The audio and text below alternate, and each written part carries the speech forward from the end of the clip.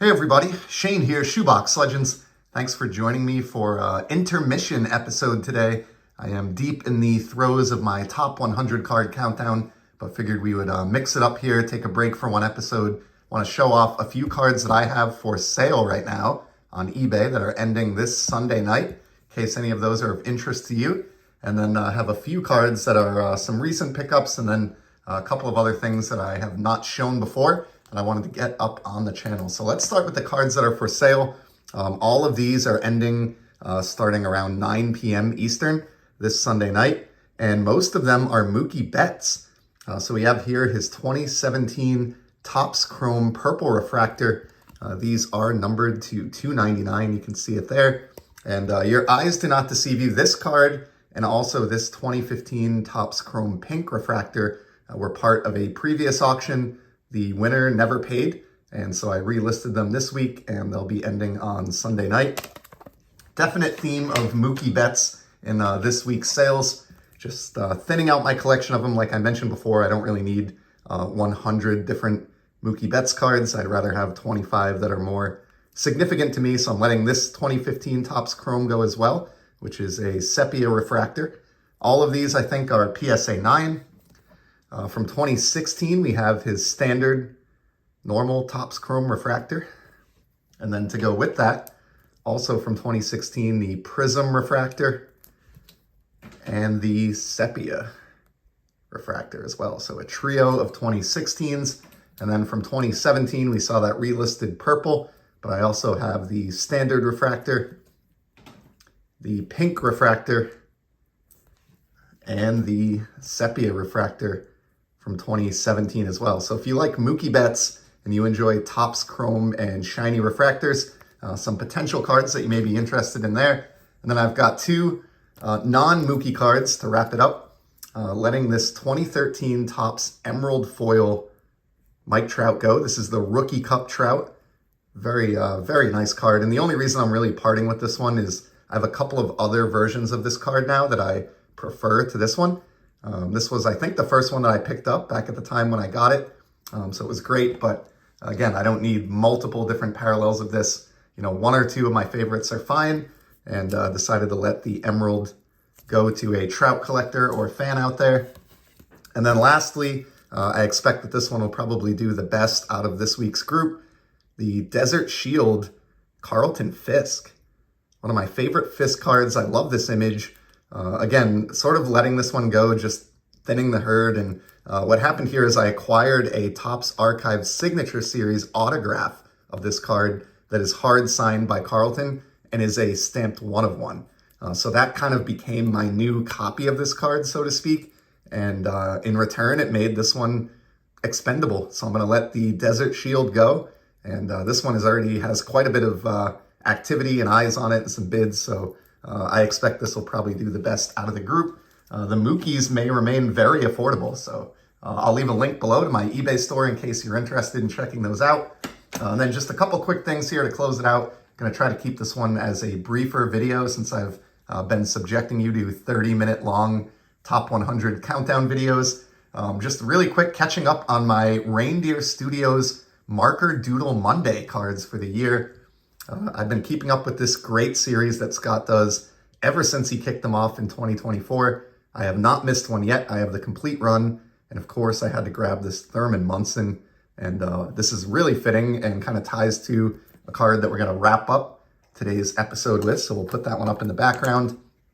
And then coming alongside that Munson at no charge, Skaght included this Curt Flood. Now, there's a backstory here, and you should definitely check out his video. Don't leave it to me to explain it. But long story short, he did a Curt Flood last year. And after the fact, after hearing from, I think, a family member of Flood and doing some additional research, I think came to the realization that the photo that he based it off of may not have been or was not Curt Flood.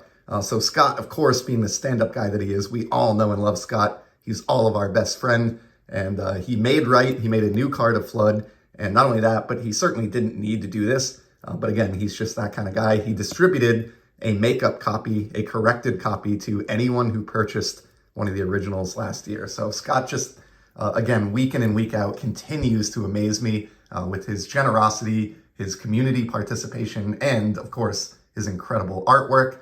And then the last one on that front, got the Ty Cobb, and what an image here of Ty sliding into the bag, just beating the throw.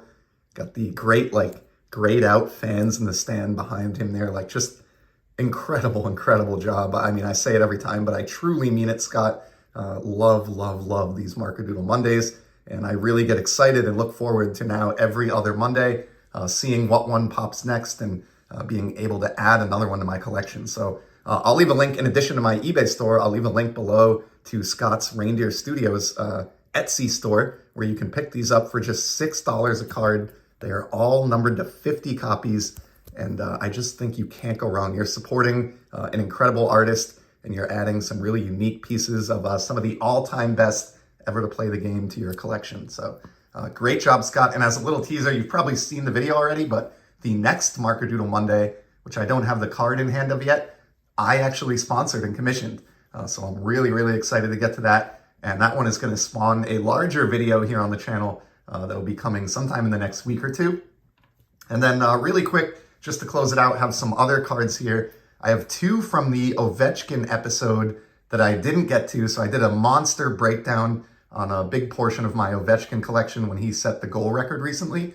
You can check that out a few videos back. But I had to leave some cards on the cutting room floor because I just have too many OVs and it would have been an hours-long video. So I have here a little bit of, we'll call it OV Overflow, two graded cards that I probably should have included because they're pretty awesome. They are Seismic Gold cards from O-Pee-Chee Platinum. So again, this is akin to Topps Chrome in the baseball world, but for hockey. And just like in Topps Chrome Baseball, the golds are numbered to 50. So I have the 2020 here, and you can see on the back, labeled Seismic Gold, numbered out of 50. I've got copy 35 in this case. They have that crazy pulsar design going on, just really cool cards. And then I actually have a pair of them graded. I also have the 2017, which I think shines even a little bit better, and which I had mentioned on the video, represents his Stanley Cup winning season. To date, the only Stanley Cup that he was able to capture during his illustrious career. And so wanted to show that one off as well. That's probably my favorite gold to 50 that I have of him, just because it represents that Stanley Cup season. And then just to be totally random and all over the place, let's close it out with vintage baseball. I have two cards here. I dragged these out to text photos of them to a couple of my buddies in a group text thread that we're on, and I figured, hey, while I have them out, let's get them a little airtime on the channel. The first I've shown before, but it's been a long time. These are both from the 71 O-Pee-Chee set, and check out this gorgeous Nolan Ryan, the famed Royal Crown Cola card there. And as all vintage collectors know, and most collectors know in general, these are all about the backs, the floating heads, some of my favorite card backs in the history of baseball cards. I would have to say probably my favorite vintage baseball card back ever designed, and really honored to own this Nolan Ryan. It's one of my favorite cards in my Nolan Ryan run, even though I don't specifically collect O-Pee-Chee baseball for the most part. Had to snag that one. And then one that I've never shown, but again, comes around full circle to the Marker Doodle Monday here. You can tell where this is going if you know the 1971 Topps release. I do have the Thurman Munson. To me, this is the most iconic card in the set, if I had to pick just one from 1971. So a few years back, made it a point to get out there and find an O-Pee-Chee version that I was happy with. Definitely have some corner and edge wear on both of these cards. You're really not going to avoid that. O-Pee-Chee even tougher than Topps, just due to the limited print run. But I don't care. I just wanted one that presented well, and check that out. This is what it was all about. I can say that I have the 71 Thurman Munson in floating head format. And I think as we wind down here, we'll actually show the reverse of that card on the video, just because that's really what differentiates it and sets it apart from its Topps counterpart. So that's a wrap for today. I kept it under 10 minutes, probably a relief to some of you after these lengthy countdown episodes. I hope you enjoyed it. As always, I really appreciate your support. And as you know, I'll be back soon with the next installment of the countdown, as a matter of fact. But until then, enjoy the hobby and take care.